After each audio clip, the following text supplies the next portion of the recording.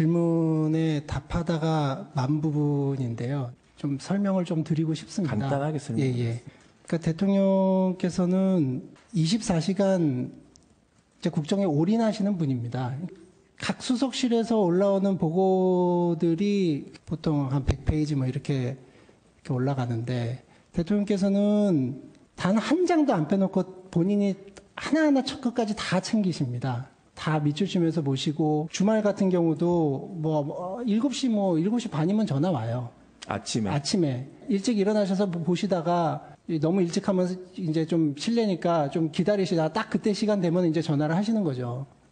대통령이 뭐 저렇게 하나하나 다 챙겨가지고 이렇게 해야 할 필요가 있는가라고 생각도 하고 비행 시간이 12시간 이상 되는 경우도 많은데 한숨도 안 주무십니다. 그 안에서도 다 그 자료 본인이 만드시고 체크하시고 수정하시고 그 나라 가가지고 국빈 만찬하거나 뭐 이럴 때도 또 우리 기업들한테 도움 달라고 그 얘기하시고 그러느라고 끝나고 와가지고 배고파서 죽 같은 거 드시고 그래요. 식사를 거의 못 하시니까. 책임감 가지고 이렇게 하시고 그랬는데 맨날 뭐 관저에서 맨날 쉬기나 하고 뭐 지금 너무나 가슴이 아픕니다. 오늘 증언도 비슷한 맥락입니다. 문건 유출도 굉장히 중요한 혐의 중에 하나인데 대통령이 국정 운영을 잘하기 위한 일환의 과정이었다라고 증언을 했는데 일단 선이었다는 거겠죠?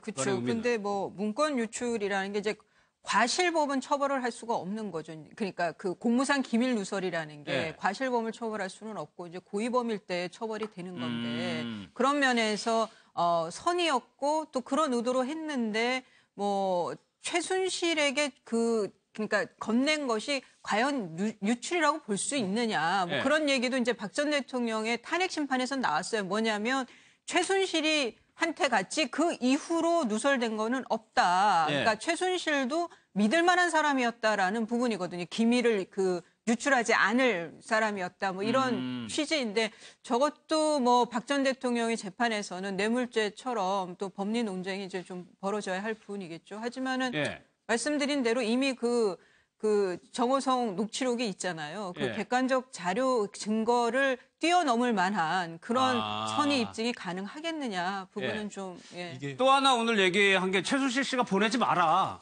라고 얘기했는데도 보냈다는 거거든요. 그거는 뭐 어떤 의미입니까? 그러니까 이제 사실은 이제 정호성 전 비서관의 어떤 변론의 내용하고 주장하고 박근혜 전 대통령의 변론의 주장이 조금 다른 것 같습니다. 정호성 전 비서관 같은 경우에는 박근혜 전 대통령의 포괄적인 어떤 지시가 있었다. 그런데 이제 그 지시가 한번 최순실 씨의 의견을 들어보라라는 지시였다는 겁니다. 그리고 이제 정호성 전 비서관 입장에서는 20년간 최순실 씨와 상의를 하면서 뭔가 의사결정을 해왔었고 그다음에 이런 어떤 내용 자체가 결국에는 내부적으로는 회의를 거쳐서 결정이 되는 그 과정이고 어차피 공개가 될 사안이기 때문에 이거 자체가 국가 기밀이라는 어떤 생각을 하지 못했다라고 지금 이야기를 하고 있는 겁니다. 근데 이제 박근혜 전 대통령 쪽 이야기가 좀 다릅니다.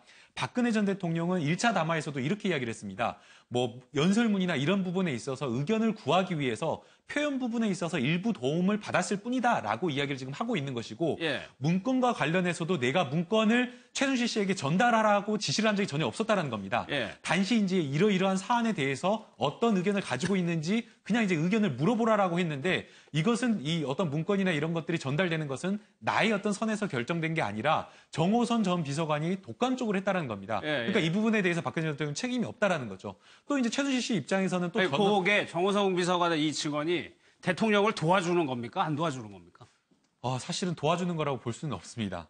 왜냐하면 어쨌든 그 박근혜 전 대통령의 지시가 있었다는 거죠. 이제 그 구체적인 어떤 개별적인 지시는 없었다라고 하지만 어쨌든 박근혜 전 대통령의 의견을 물어보라라고 해서 그 문건을 전달했다라고 하고 있기 때문에 사실은 불리한 지술입니다. 결국에는 대통령이 시켜서 나는 유출한 거다라는 주장이라는 말씀. 그렇죠. 그리고 이제 그 문건 유출 자체가 또 사실은 정호성 비서관이 독단적으로 할 수가 없는 게 청와대에서 생성 관리되는 문건 자체가 총무비서관실에서 보안 시스템을 통해 가지고 다 되게 되어 있기 때문에 박근혜 전 대통령의 어떤 그 재가나 이런 것이 없다라고 한다면 사실상 그 자체가 전달되기가 쉽지가 않은 구조인 겁니다. 그렇기 때문에 이 진술 자체가 불리하다라고 좀 평가할 수 있을 것 같습니다. 알겠습니다. 그러면 다른 문고리 3인방 중에 2명은 아예 헌재 근처에도 나타나지 않았었는데 그 두 사람의 영상도 한번 좀 보고 오겠습니다. 오늘 이 자리에 나온 증인들 중에 가장 또 오랫동안 대통령 모신 분이어서 최순실 씨와 박근혜 대통령의 관계는 어떤 관계입니까? 예, 언론에 보도된 정도 저도 알고 있습니다. 언론에 보도된 바로는 굉장히 절친한 사이로 알고 있는데. 그래서 그거는 이제 의원님께서 그렇게 판단하시는 거고요. 제가 대통령님의 어떤 친분 관계 그런 부분들에 대해서 잘 알고 있지를 않습니다. 정호성이 안동건이 이재만이 전부 순실이기 하고 그 정신적이 뽑았던 사람이야. 그 사람 종으로 보면 돼요. 이 사람들이 뭐 시켰는데 토당도 그날을 못 받고. 그러니까 월급은 거기서 나오더라도 말은 이 사람들 말 들을 때 박연이 무슨 얘기를 안 하니까. 그리고 저거 다 시키고 연설문도 그렇고 뭐 좋은 건 다 해가지고 저거 보고 하지. 야들은 일체도 가서 못해요. 그냥 쉽게 해서 최순실이 종이라고 보면 돼. 죽으면 죽어야 되고 안 그러면 그 반발하면 그 끝이라. 저는 그 새 비서관이 묵묵히 고생하면서 그저 그 자기 맡은 일을 열심히 하고 또 그런 비리가 없을 거라고 믿었지만 이번에 뭐 대대적으로 다 뒤집고 그러는 바람에 진짜 없구나 하는 것을 저도 확인을 했습니다. 그런 비서관을 의혹을 받았다는 이유로 내치거나 그만두게 한다면 누가 제 옆에서 일을 할 수 있겠습니까?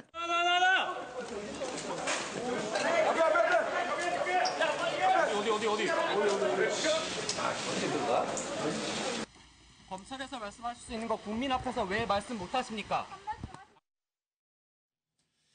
탄핵소추안이 가결된 이후에 115일째 행방이 묘연합니다. 이진국 교수님, 저는요, 만약에 대통령이 그렇게 나를 결백하다고 주장하면 이 두 사람들이 그 옆에서 그 얘기를 도와주는 게 맞다라고 생각을 하거든요.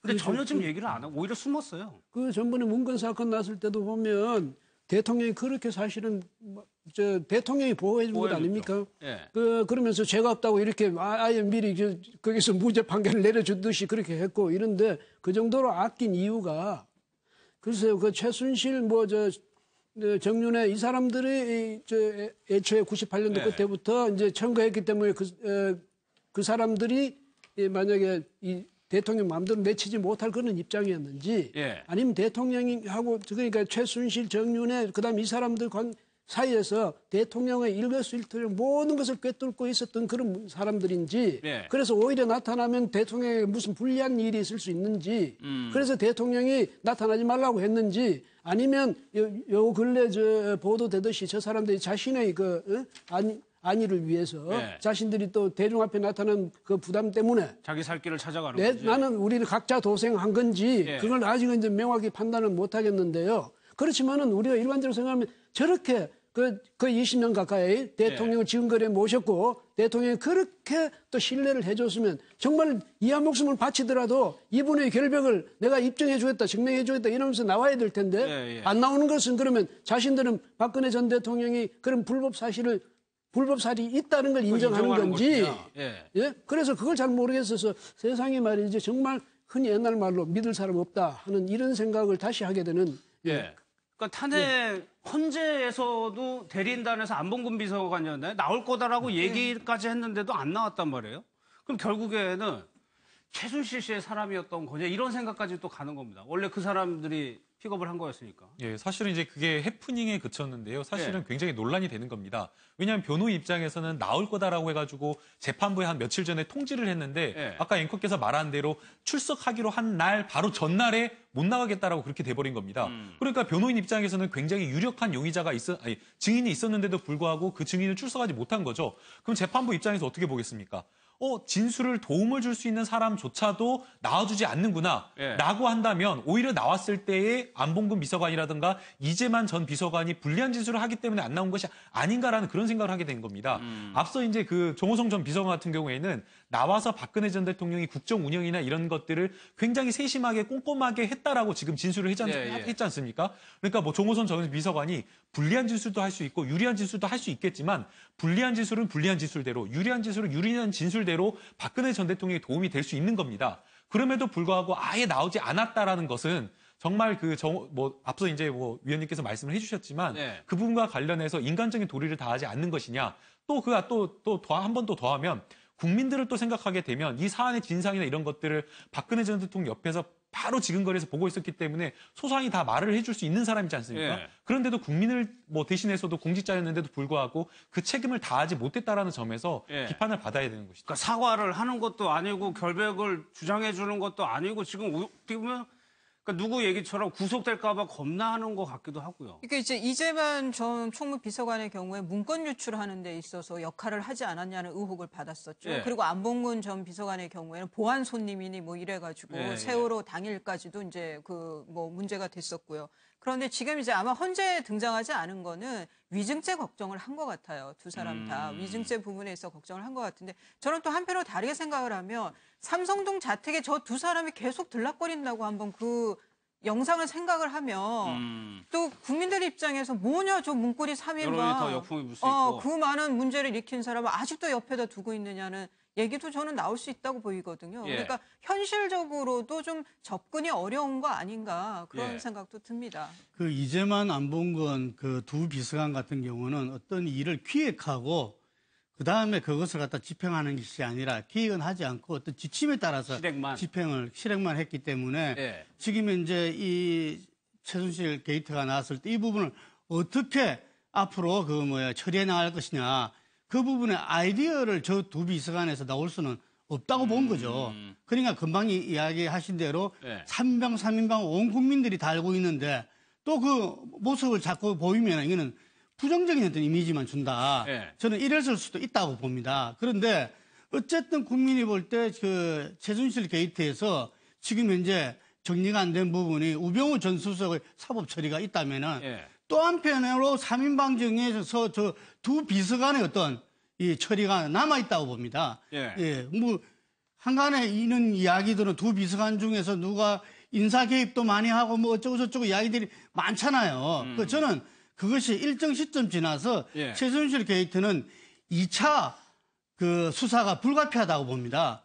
금방 두 확대될 수 비서관이라든지 있다는 말씀이시네요. 예, 그다음에 전개라든지 뭐 이런 예. 부분에서 왜냐하면 이 과거 청사는 말끔하게 이것이 소명이 돼야만이 이후에 하회와 용서로 나가는 거거든요. 예. 그래서 그 부분에서 아직까지 3인방 중에서 2인방 처리는 이 미해결 과제다 이래 봅니다. 예. 그런데 또 일각에서는 김동근 대표님, 이춘상 보좌관, 고 네. 이춘상 보좌관이 살아 있었으면 이런 일은 안 벌어졌을 거란 얘기도 하는 건데 어떻게 보세요, 이 부분은?